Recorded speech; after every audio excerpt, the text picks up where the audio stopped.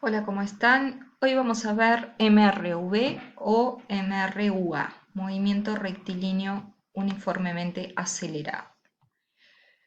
Características generales: trayectoria rectilínea, velocidad. Esa velocidad varía uniformemente con el tiempo, pero la velocidad varía en módulo, no en dirección y sentido, ya que si no, no sería un movimiento rectilíneo. Hay aceleración porque hay un cambio en la velocidad y la misma es constante. Y la ecuación sería esta: la ecuación de aceleración, cambio de velocidad dividido delta t, intervalo de tiempo. Sabiendo que siempre cuando tenemos un delta significa final menos inicial, entonces tenemos velocidad final menos inicial, y reordenando un poco, despejando delta v, tenemos igual a aceleración por tiempo. Por lo tanto, nosotros podemos escribir esta misma ecuación como velocidad final igual a velocidad inicial más aceleración por tiempo. Simplemente desglosamos el delta v acá y es lo mismo. Esa es la ecuación de velocidad. Tenemos la ecuación de posición. Fíjense que la ecuación de posición es bastante distinta a la del MRU. Tenemos posición final igual a posición inicial más velocidad inicial por tiempo. Y acá terminaría la del MRU, donde en el MRU la velocidad es constante. Pero acá, en este movimiento, no es constante. Voy a tener una velocidad inicial y luego voy a tener una velocidad que cambia. Entonces le tenemos que agregar otro término que sería más a por t cuadrado sobre 2. A aceleración por tiempo cuadrado dividido 2. Y bueno, y por último, esta es la ecuación horaria de posición. Y por último tenemos entonces la ecuación de aceleración que no depende del tiempo, que es una combinación de ambas. Y acá la tenemos: velocidad final al cuadrado menos velocidad inicial al cuadrado sobre 2 por delta x, el desplazamiento. Bien, vamos a un caso particular de un móvil que se mueve con MRUA. Fíjense que a iguales intervalos de tiempo, 1, 2, 3 segundos, cada vez el móvil recorre más espacios, tiene un mayor desplazamiento, por lo tanto, decimos en este caso que la velocidad aumentó. Si tenemos este cuadrito como ejemplo para poder trazar las gráficas y analizarlas, vamos a empezar por la gráfica de velocidad en función de tiempo. Y si recordamos la ecuación, la gráfica velocidad en función de tiempo, fíjense que es una ecuación lineal y es la ecuación de la recta que vimos para el MRU, que en el caso correspondía a la de posición en función de tiempo. Pero acá la velocidad en función de tiempo, la velocidad va cambiando con el tiempo y la aceleración es la magnitud que permanece constante. Entonces, gráfica, velocidad en función del tiempo. Tenemos acá velocidad, tenemos tiempo. Cuando graficamos, como dijimos recién, es una recta. Por lo tanto, en esa recta tenemos una cierta inclinación, una cierta pendiente, y si calculamos la pendiente, otra vez, pendiente, recordemos, variación vertical dividido variación horizontal, por más que elija distintos puntos, como estarían sobre la recta, la pendiente es la misma. La pendiente es constante.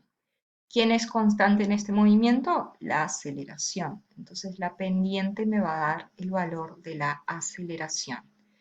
Se sustituye por estos valores: 6 menos 1 dividido 3 menos 0,5 con sus respectivas unidades. Por lo tanto, la pendiente, como hicimos velocidad dividido tiempo, metros sobre segundos dividido segundos, me queda metro por segundo al cuadrado, que corresponde a la aceleración.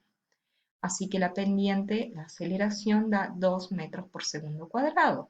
Completamos el cuadrito acá, donde por más que elija otros puntos, siempre me va a dar la misma aceleración. ¿Y qué es lo que podemos calcular también en esta gráfica? Calculamos el área. En el caso del MRU, si recordamos, la figura que se formaba, como la velocidad era constante, me quedaba un rectángulo. Pero acá la velocidad va aumentando, por lo tanto me queda un triángulo. Así que, ¿cómo se calcula? Base por altura sobre 2. Entonces, si calculamos el área, base por altura sobre 2, vamos a obtener el delta X, el desplazamiento. Bien, vamos a la otra gráfica que sería la gráfica de posición en función de tiempo. Bueno, si ven acá, en la ecuación me está diciendo cómo cambia la posición en función de tiempo y ahora la posición no es lineal con el tiempo. Fíjense que hay un cuadrado acá y eso me está indicando una ecuación de segundo grado, por lo tanto me va a quedar una parábola. Acá me faltó dividido 2, me faltó la rayita ahí, el divisor. Entonces, gráfica de posición en función de tiempo, una parábola, ¿sí? Si tomamos estos datos, graficamos con la escala correcta, nos queda como muestra la curva en rojo. Y por acá nos dice, la pendiente que representa la velocidad en este caso no es constante, porque justamente esto es una curva. Entonces, yo lo que tengo que hacer es trazar una recta que sea tangente a esa curva para poder calcular su pendiente. Pero en cada punto, fíjense que voy a tener distintas tangentes. Comparemos esta, la primera, con esta otra. Fíjense que la inclinación es distinta.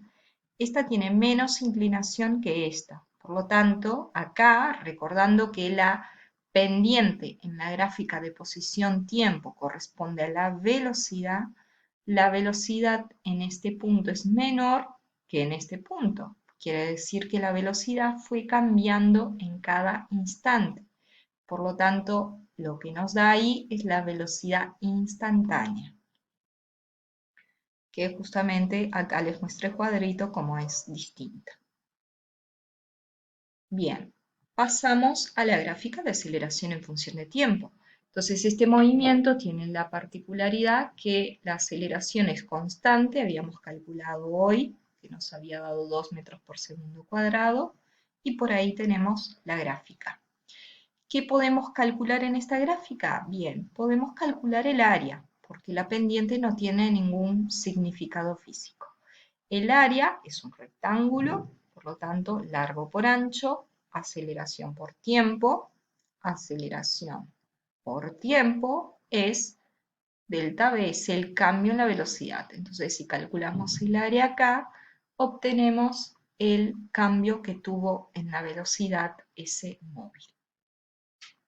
¿Qué es lo que dice por ahí? Bien, vamos a un ejercicio para ver cómo se aplica directamente en el caso de una gráfica. Es así, la gráfica de velocidad en función del tiempo corresponde a un móvil que se mueve por una trayectoria rectilínea horizontal. Describe el movimiento indicando aceleración, sentido del movimiento y desplazamiento.